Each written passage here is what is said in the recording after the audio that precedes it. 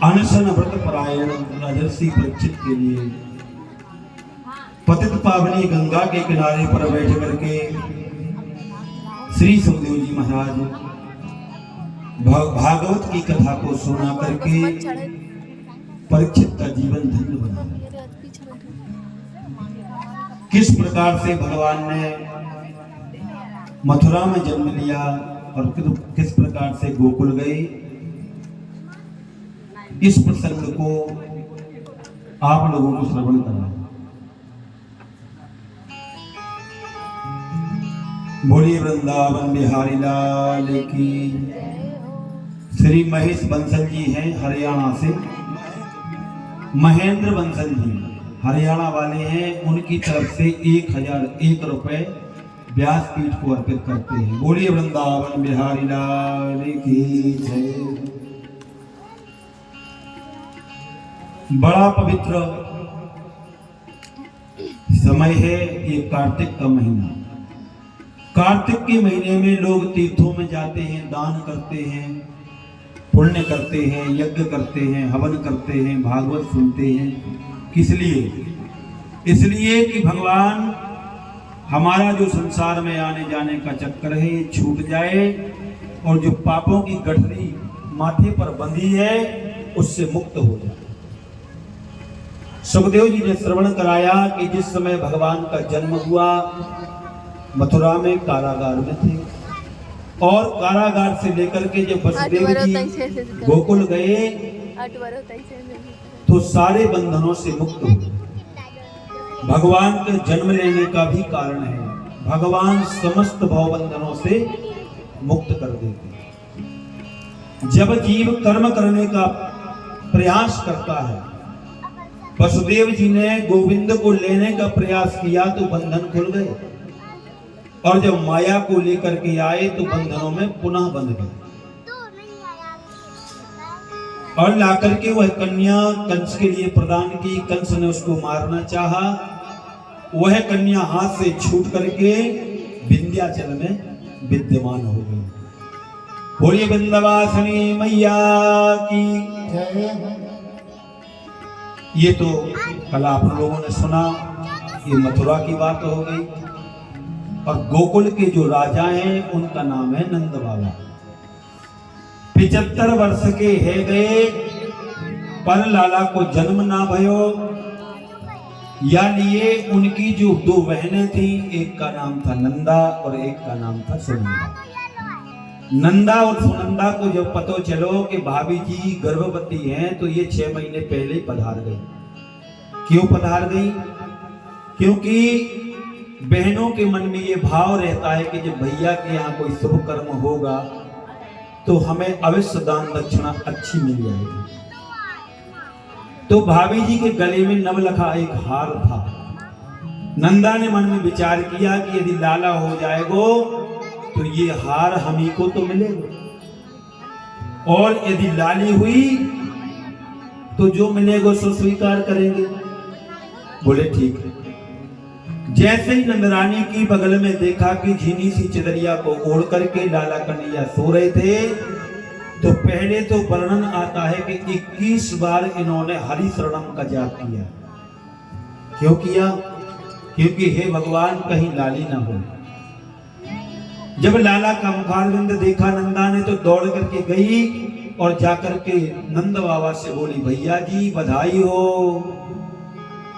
नंद बाबा ने कहा, अरे भगवान ये तो बता कि कहा बात की बधाई। बोले भैया पहले ये बताओ कि मोए कहा दोगे। बोले जो तू चाहेगी सो हम देंगे, पर बता तो सही कि कहा बात की बधाई। बोले भैया जो आपने ब्राह्मणों को जिवाया, संतों का आदर किया, भंडारे करवाए, गरीबों को दान दिया, गायों की सेवा की, उन सबके फल स्वरूप आज भाभी जी ने नन्हे से लाला कन्हैया को जन्म दिया है। जैसे इतना नंद बाबा ने सुना, दौड़ करके गए और यमुना जी में बैठ करके 108 बार डुबकी लगाई। वहां से आए, सुंदर धोती पहनी, बगलबंदी पहनी, सर पर पगड़ी बांधी, चंदन लगाया और चंदन लगा करके मूंछों में इत्र लगाया, इत्र लगा करके दर्पण के सामने खड़े हो गए। इतने में एक ब्रजवासी ने आकर के कहा, बाबा बधाई हो, पहले ये तो बता लाला कि मैं कैसा लग रहा हूं। बोले बाबा आप तो बिल्कुल दुल्हा जैसे लग रहे हो, जैसे दूल्हा लगता है ऐसे लग रहे हो। मानो 75 वर्ष के नंद बाबा ऐसे लग रहे जैसे कि 16 साल का राजकुमार था। दौड़े दौड़े समस्त भाइयों के पास गए, सबको बधाइयां दी और आज संपूर्ण गोकुल में ये समाचार फैल गया कि नंद बाबा और यशोदा मैया के यहाँ लाला कन्हैया का जन्म हुआ। आज नंद बाबा ने नंदास्तु आत्मज उत्पन्ने जाता है लादो महामना आहूय विप्राण वेद ज्ञान स्नातः शुचिरलंकृतः। 108 ब्राह्मणों को बुलाया, स्वस्ति वाचन कराया। स्वस्ति न इंद्रो वृद्धश्रवाः स्वस्ति न पूषा विश्ववेदाः स्वस्ति नस्तारिक्षु अरिष्टनेमि स्वस्ति नो बृहस्पति दधातु। ब्राह्मणों ने आकर के स्वस्ति वाचन किया और कहते हैं आज जो है नंद बाबा जो है ये महान मन वाले बन गए। नंदास्तु आत्मज उत्पन्ने जाता है लादो महामनः आहूय वेदान विप्रज्ञान स्नातः शुचिरलंकृतः। वेद पाठी ब्राह्मणों के लिए इन्होंने इतने अलंकार आभूषण वस्त्र अन्न धन दान में दिया कि देखने वालों की मति जो है भ्रमित हो कि इतना नंद बाबा लुटा रहे, ये कहां से आ रहा नंद बाबा। सुखदेव जी कहते राजन आज संपूर्ण ब्रज के ग्वाल वाल बूढ़ी माताएं नंद बाबा के महल में सज धज करके आ रही हैं। एक पूर्णमासी पुरोहितानी थी जिनका विवाह 80 वर्ष पहले हुआ था। तो 80 वर्ष पहले का जो विवाह का लहंगा चुनरी थी उसको निकाल करके इन्होंने पहन लिया और ओंठों में लगाने वाली लाली को आंखों में लगा लिया और आंखों में लगाने वाले काजल को ओंठों पे लगा लिया। एक भी दांत नहीं था मैया के मुख में। जाकर के गई तो क्या देखा कि वहां पर इतने बड़े बड़े माखन और मिश्री को मिक्स करके गोले फेंके जा रहे थे। तो जैसे ही मैया ने जाकर के पूछा, च्योरे ब्रजवासियों कहाँ भयो, जैसे ही कहा कहाँ भयो, सोई ब्रजवासी ने माखन का गोला उठाया और मैया के मुख पे मार दिया। वो गोला जो था माखन का पेट में चला गया और आधा कपड़ों पे गिर गया। हाथ चाटने लगी। बोले कहा भयो, बोले मैया तेरो माय मीठो है गयो पर तोय अभी भी पतो न चलो के कहा भयो। अरे नंद बाबा के यहाँ लाला भयो है।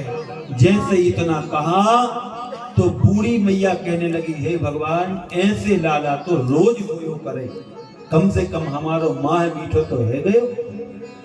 सुखदेव जी वर्णन करके कहते हैं राजन युवती है वो भी सज रही है, युवा है वो भी सज रही है, वृद्ध माता है वो भी सज रही है, गोप ग्वाल बाल सब लोग सज रहे हैं और आज सब लोग बधाई देने के लिए नंद के दरवाजे पर आ रहे हैं। गोप्यः समस्त मणिकुंडल निष्कंठस चित्रांबदा पतिसकाच्युत माल वर्षः नंदालयं सबलया वृते विरेजुर व्यालोल कुंडल पयो धरहार शोभा। आज जितनी ब्रज की माताएं हैं सब सज धज करके आई और आकर के नंद जी के महल में आज सभी गोपांगनाएं भगवान के बाबा को मैया को बधाई देने लगी। नंद बाबा बधाई हो, यशोदा मैया बधाई हो। जब ऐसे कहा तो कहते हैं कि नंद बाबा कहते हैं कि भैया हमारा लाला नहीं है, आप सबके आशीर्वाद से ये लाला का जन्म हुआ है। आज नंद बाबा ने जितने धन के भंडार थे सबको खोल दिया और दोनों हाथ से धन बांट रहे हैं।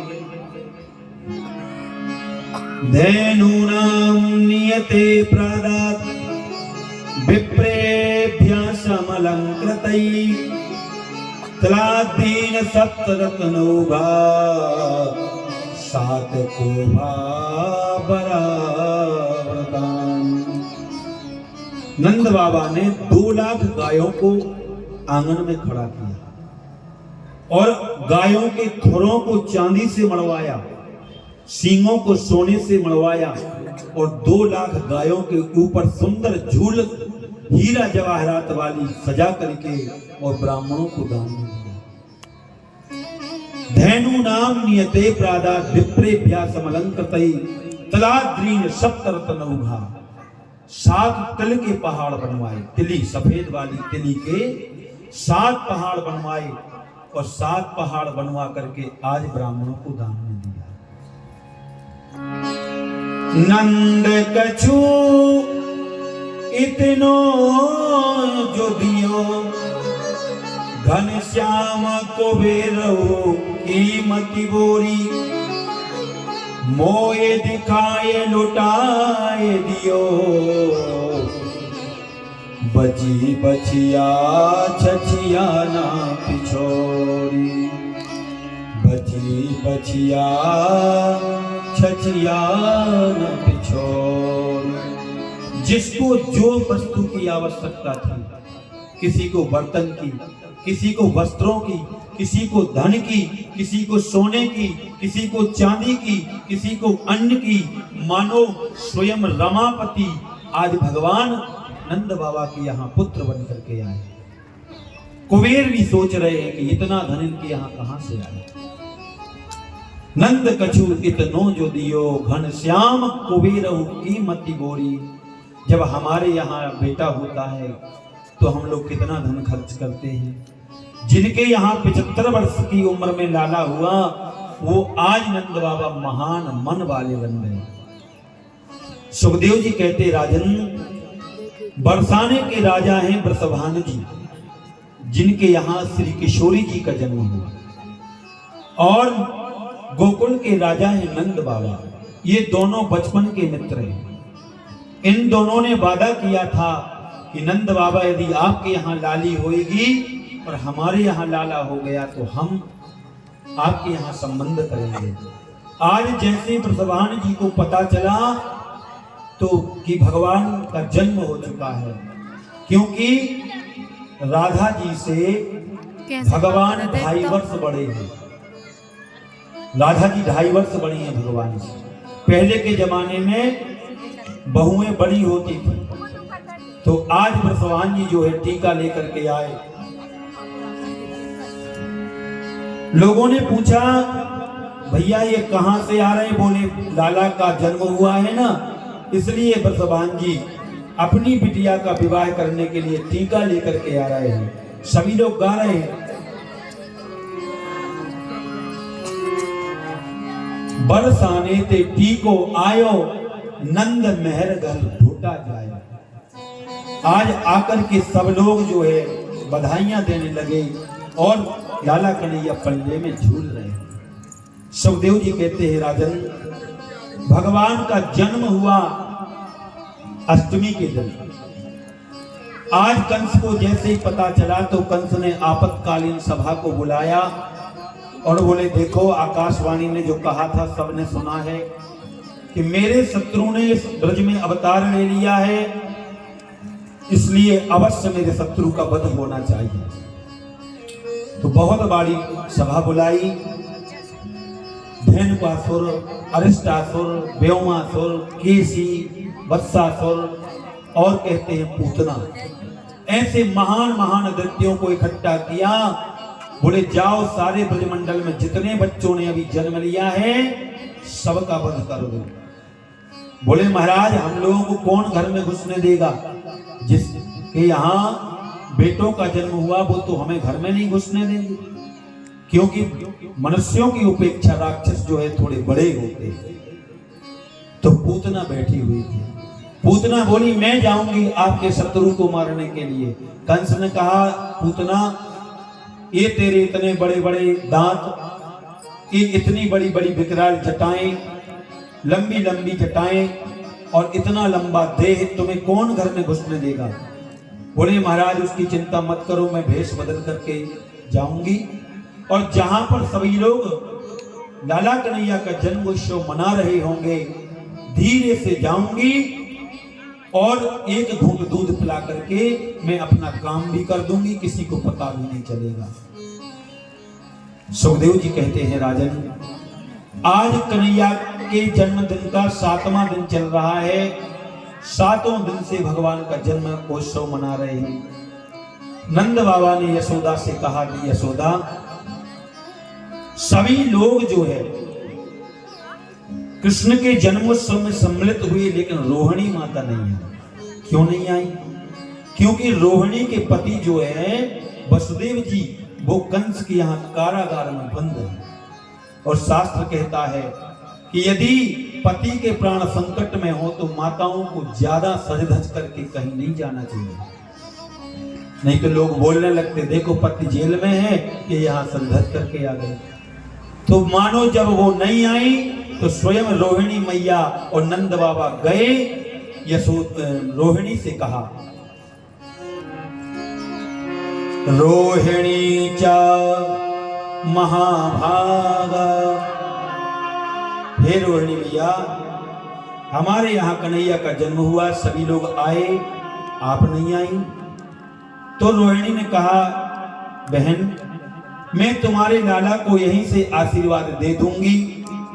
लेकिन जब बार बार कहा तो उन्होंने विचार किया कि ये तो साक्षात ब्रह्म परमात्मा जन्म लेकर के आए हैं, तो इनसे मिलने का, इनसे दर्शन करने में कैसा संकोच।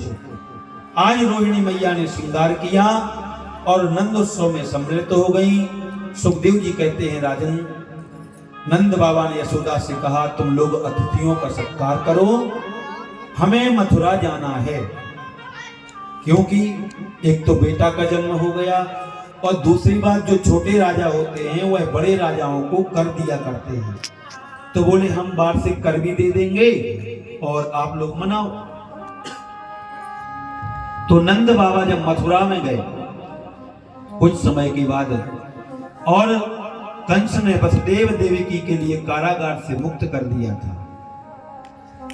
एक दिन जब नंद बाबा की भेंट जो है वसुदेव जी से हो गई, तो नंद बाबा ने पूछा, भैया मैंने सुना कि देवकी के यहाँ 6 पुत्रों का जन्म हुआ और 6 पुत्रों को दुष्ट कंस ने मार डाला। तो वसुदेव जी नंद बाबा के गले लग करके बहुत जोर से रोए और कहने लगे, भैया अहो ते देवकी पुत्र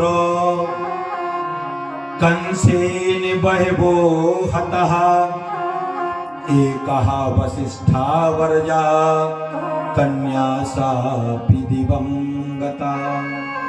भैया मैंने सुना 7वीं संतान पेट में नष्ट हो गई और 8वीं संतान का जब जन्म हुआ तो वह कन्या के रूप में आई, वह भी आकाश में चली गई। वसुदेव जी रोने लगे, भैया मैंने सुना है तुम्हारे यहाँ 2 लालाओं का जन्म हुआ है, इसलिए मैं तो दोनों लालाओं को में से एक लाला को अपना ही मान लूंगा। नंद बाबा ने कहा, भैया मेरे थोड़ी लाला है, आपके हैं, आपकी आशीर्वाद से हुए हैं, कोई दिक्कत नहीं है। बार बार नंद बाबा ने वसुदेव जी को समझाया। यहाँ पर पूतना ने क्या किया, अपने दोनों स्तनों पर कालकूट जहर को लगाया भगवान को मारने के लिए। अहो बकीयम स्तन कालकूटम जिघांसिया पाययदप्य साध्वी लेवे गतिं धात्रिजता ततोन्यम कंबा दयालुम शरणं ब्रजेम। दोनों स्तनों पर कालकूट विष को लगाया और सुंदर रूप बनाया आज पूतना ने। देखो, भगवान का जन्म हुआ अष्टमी को और ठीक 7 दिन बाद पूतना मारने को ले आई चतुर्दशी के दिन। पूतना का मतलब क्या है? पूतना कहते हैं अविद्या के लिए, और अविद्या जो है 14 जगह निवास करती है। 5 ज्ञान इंद्रियां, 5 कर्म इंद्रियां, मन, बुद्धि, चित्त और संस्कार, ये 14 जगह पर पूतना रूपी अविद्या वास करती है। आज पूतना ने सुंदर वेश बनाया ब्राह्मणी का और सुंदर आभूषण धारण करके अपने स्तनों पर जहर लगा करके, और जहां पर लोग नंदोत्सव मना रहे थे, कन्हैया का जन्मोत्सव मना रहे थे, उसी भीड़ में यह पूतना प्रवेश कर गई। एक गोपी ने देखा, बोली, बहन ये कौन है? इनको तो कभी यशोदा मैया के यहां नहीं देखा। तो एक प्रश्न करती है और एक जवाब देती है। अजी कौन है? अरे कोई ना कोई निश्चित रूप से नंद बाबा की, यशोदा मैया की कोई बचपन की सहेली होगी, इसलिए इनके लिए रास्ता दे दे। देखो, ये तो देखने में ब्राह्मणी जैसी लग रही है। तो सबने पूतना को रास्ता दे दिया। आज यशोदा मैया लाला कन्हैया को पलड़े में झुला रही है। सुखदेव जी कहते, राजन जैसे ही पूतना पहुंची, यशोदा ने देखा तो देखते ही यशोदा मोहित हो गई। अजी बहन आप कौन हो? कहां से आई? किसी की यहां रिश्तेदारी में आई? मैंने तो कभी आपको देखा नहीं। अरे यशोदा, तू कहती है कि मैं कौन हूं? अरे मैंने सुना कि तेरे यहाँ लाला कन्हैया का जन्म हुआ है, इसलिए मैंने सोचा आशीर्वाद दे दूं तेरे लाला को। हाँ हाँ दीजिए ना, मेरा थोड़ी लाला है, आप सबके आशीर्वाद से लाला हुआ है। पूतना कहती है, और मैं आई किस लिए?